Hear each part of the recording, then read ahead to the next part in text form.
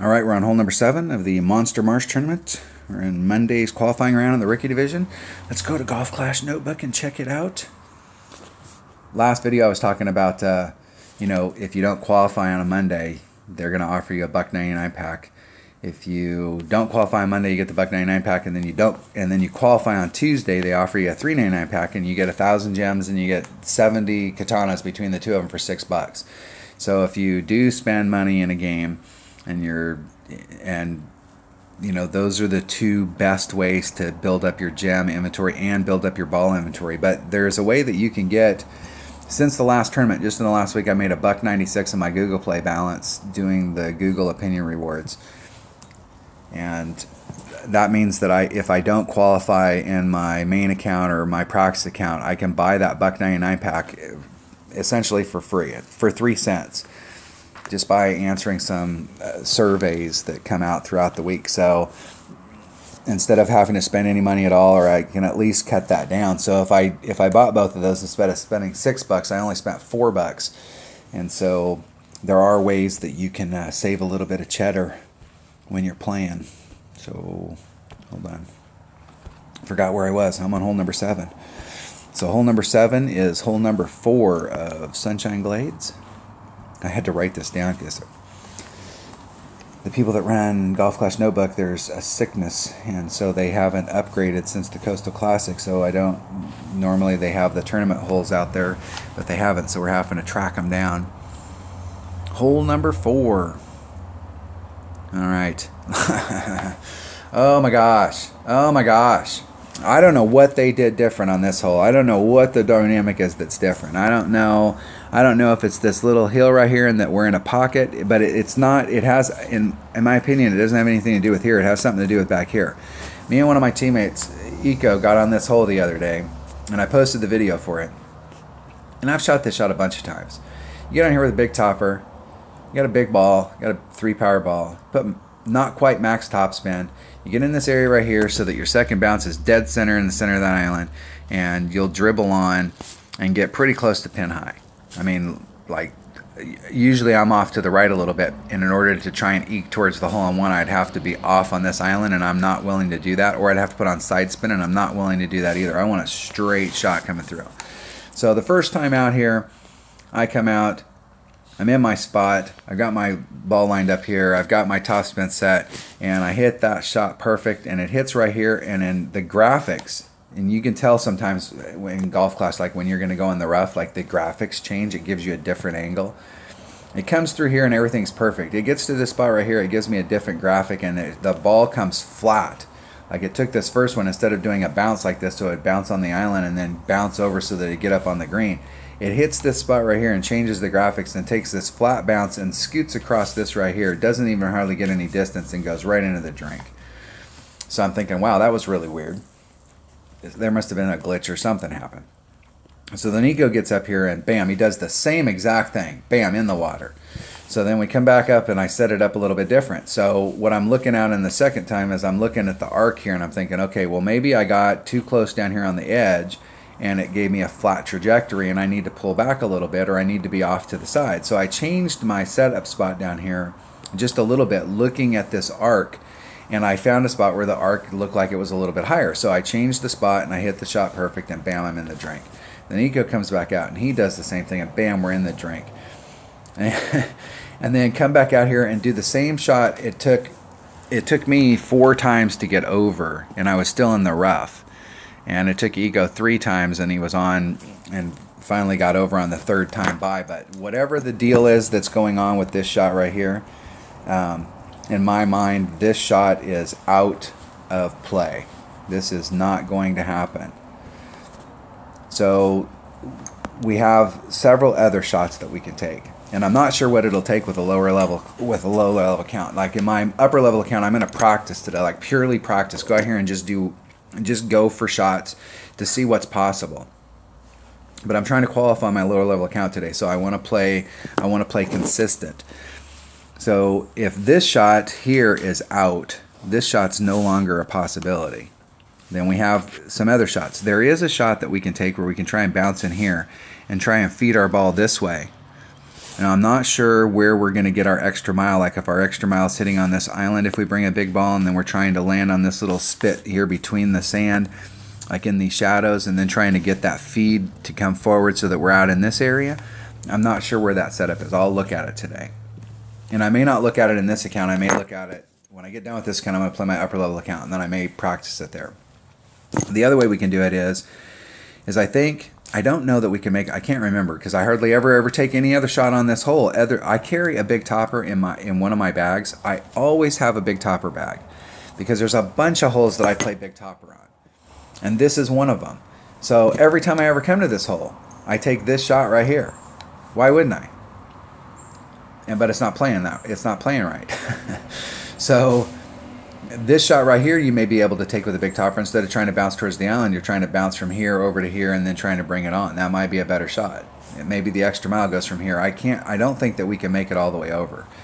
The other way is that instead of trying to feed it this way, we're trying to stay on this side, trying to get up towards the green. You can get from here over to here so that you've got this is probably going to be a wedge or a minimum short iron. The other way you can do it is you can lay it up out here and come at it. If you've got lower developed stuff, you're going to come at it with a Viper. If you've got upper developed stuff, you're going to come at it with a Sniper. And this is a great shot because it's straight in at the hole. I mean, straight in. And it looks like it's at the same level, so there's not going to be anything more than just a normal wind adjustment. Obviously, this shot out here with your wood is going to be a lower percentage shot than if you were on the green from here, or if you were on the green from here, or if you were out here with a short iron or a wedge. This is going to be a lower percentage shot, but there's very little risk with this shot. The only risk with this shot is that you'd overshoot and you'd end up in the rough or the sand. So you got to make sure that you really dial in your topspin so that you don't overshoot it. But I am not interested in my lower level account of playing any of these holes risky. My goal is to shoot the minimum score of -12. And I think you really have to pick up hole number 4. So your minimum score should be -13. And the deal is that I want to make sure that whatever I do is repeatable. So the next time I come here, like I don't want to have to come out and do some shot here where I'm doing max overpair and I've got all this stuff on, and then one time I'm perfect, and then the next time I'm over here, and the next time I'm in the drink, and the next time I'm in the sand, and I don't want to play that inconsistent shot with a lower level account. What I want to do with a lower level account is I want to play very consistently, and I want to give myself an opportunity on every hole to pick up a shot. I don't want to give myself an opportunity on every hole to have to make up for a shot. So we'll have to see on here what I can do as far as if I bring out a bigger ball, like getting out into these areas, like how difficult it is. Does it take overpower, or is it just a straightforward shot? One of the things with if it takes an extra mile to get out to here, and here's the tee box, and you're coming out in this direction, trying to cover this distance with a lower level extra mile may be very difficult because you don't have a lot of curl. And so you can eke yourself over towards the edge here, and I will guarantee you'll probably see a lot of people where they're just like right on the edge here, and if they hit it great to the left, they end up in the rough, and then they give you the I'm mad face. Well, hey dude, you got to give yourself enough room, so if you hit it great to the left or the right. So obviously we're going to want to be as far to the left as possible so that with our limited curl, we can try and work ourselves out in the fairway if that's the shot. So I'm going to take several different bags here. If I do the layup shot, layup means accuracy. And so I'm going to bring my QB and my Viper bag. If I'm going for it, I'm either going to be going for it with an extra mile, or I'm going to be going for it with a big tapa. Big tapa. And I'm not sure. Let me see my thorn here. Let me write these numbers down. Thorn. I'll have to work out the minimum numbers later, but my thorn is hitting at 2.1 per ring. 43 accuracy. 50 accuracy is 2 per ring, and 45 would be 2.1, so we're pretty close to 2.1. And I know that my Kingfisher hits 1.2 per ring. It's at 88, I think. 1.2. I play it as a more accurate club. 1.2. So 100% accurate would be 1 mile per hour per ring. 95 would be 1.1, 90 would be 1.2, so I'm playing it as a 90 accuracy. I don't think that my Saturn's going to come into play. My Firefly I know hits crap. That's at 40. Let's say that's 40, so that would be 2.2 per ring. So Firefly is 2.2 per ring. So I'm either going to take my extra mile and try and hit way up there and going for it that way. And I'm not sure. Let's look at that hole real quick. I'm not sure if you get up here if you really need a backspin club. Although there are some moguls. You can see those dark spots on here. There are some moguls that we may have to deal with, and backspin may be the deal. But I'm just going to take a mixture of bags here, and then we'll have to work on the lower level. So there's my layup bag. There's my bag if I'm trying to get on in one. And there's my bag to see. So I'm going to start off with the Kingfisher just to see what it can do. And I want to bring a big ball.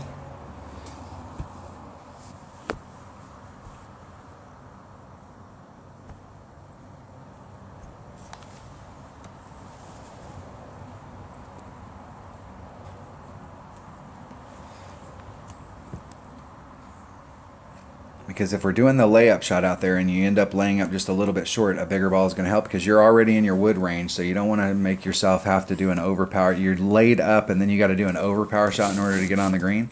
That's not good.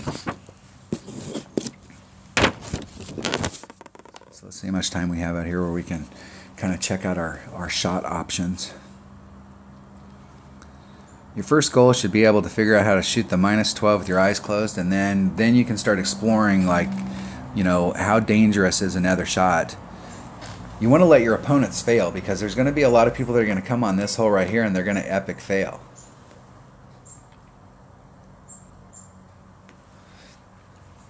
So we should be able to get way up there. If our opponent's there with a QB and a white ball, we should be able to get up there with our QB and a Titan for sure.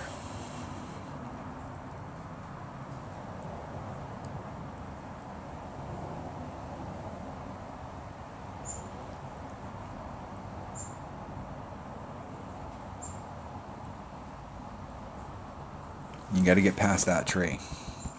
That cypress tree, now you can curl yourself around it, but anytime you have to add curl into a shot, that shot becomes less repeatable.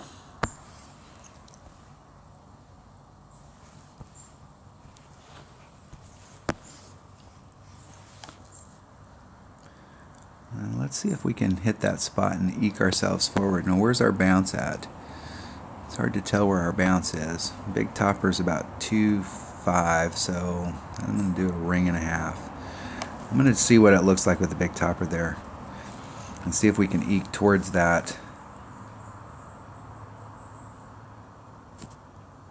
Hitting it perfect.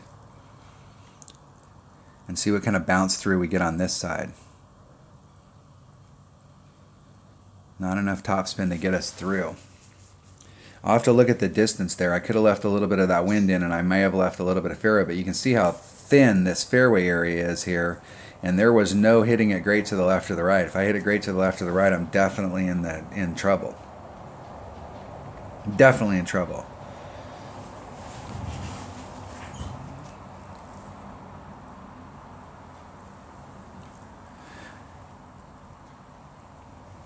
I have to look at a big topper too and see like distance. Like if you've got a level 4, if it gets some distance. We'll go back and look when we get done and see where it gets distance, because I think one of my teammates was saying that with a level 4 he was able to do that shot right there and was able to bleed out.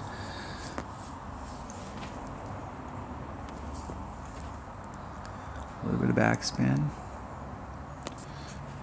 We go right at it.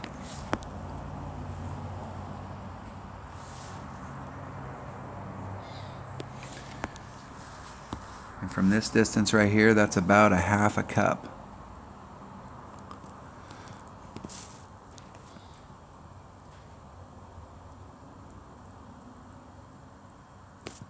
Yeah, 75 rings great to the left. And when I say half a cup, I mean from the flagpole to the edge of the cup, not the whole cup. So from the flagpole to the edge of the cup, I think of that as 4 miles per hour in wind.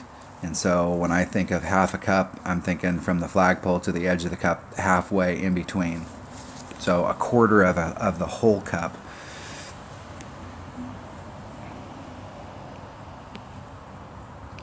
That shot right there looks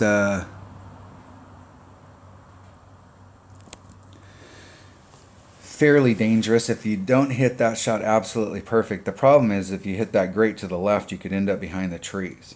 And where you don't want to be on a shot like this is behind the trees.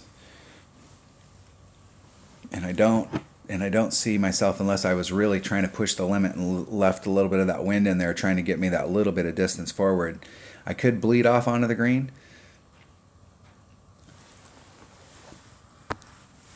All right, we're starting to dial this hole in. So I'm orange ring off here and I'm blue ring off up at the top. And I'm doing about 1.5 backspin.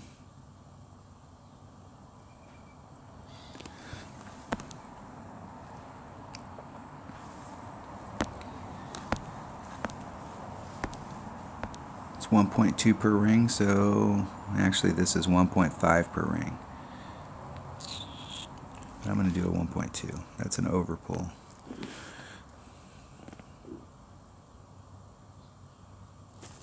And hit it great to the left.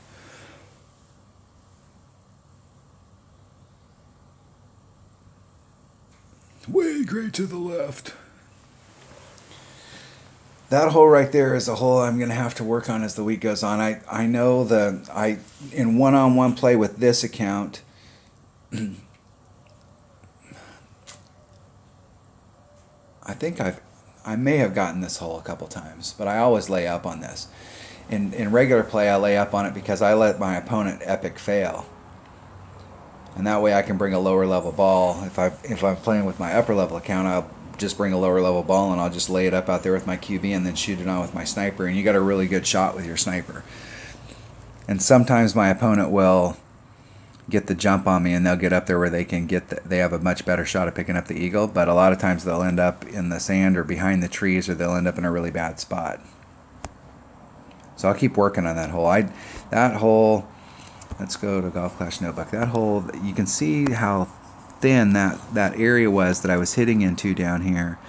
A great to the left or the right and you're in trouble. Now if you hit a great to the right and you hit this rough, you'll probably bleed out and you won't end up in the water. You'll probably bleed out into the rough and you'll end up either in the sand right here or you'll end up in the rough. But if you hit it great to the left, you're in the sand, and you should still have a shot to try and get up on the green.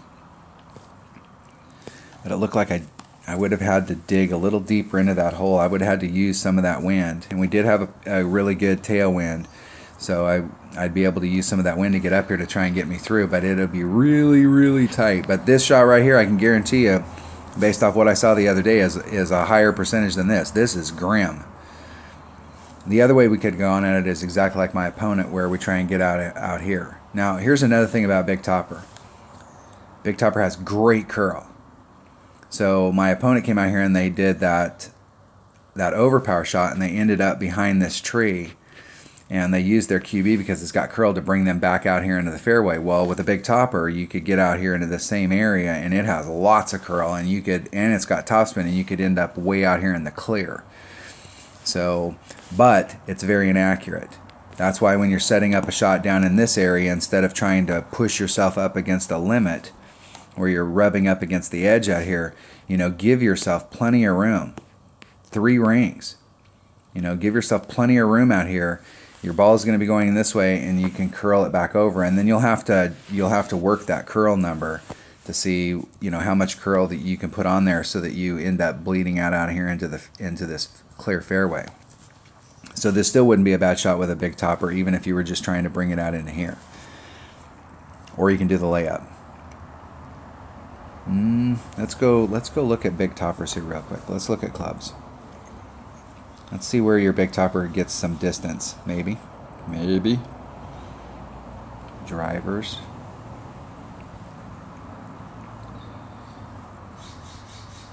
So it picks up that extra distance when it gets to level 4. So that extra 8 yards of distance would have served me very well there I would have been able to get deeper into that hole without having to use the wind or use any overpower. It doesn't give me any more topspin, but it does give me that little bit of extra distance where I could have got farther into this gap right here and gave me that little bit of distance to pull me through. But this is an absolutely perfect shot. You don't hit this shot perfect and you're in trouble. And you'd almost be better off hitting it perfect to the left so that you just end up in the sand and then you're taking off and you got a fairly clear shot to the sand. Whereas if you hit it great to the right, you could bleed into the water because you got all that topspin on there. And so when it hits here, it's going to want to roll forward and you could end up in trouble in the water. But if you hit it perfect, you might be able to bleed through if you could get just a little bit deeper into that hole. So I'm going to still continue to work on this hole to see what's possible. But that shot that I just took right there is definitely a dangerous shot. Only because you absolutely have to hit it perfect. All right. That was hole number 7 of the Monster Marsh tournament and Monday's qualifying round of the Rookie Division. Thanks for watching.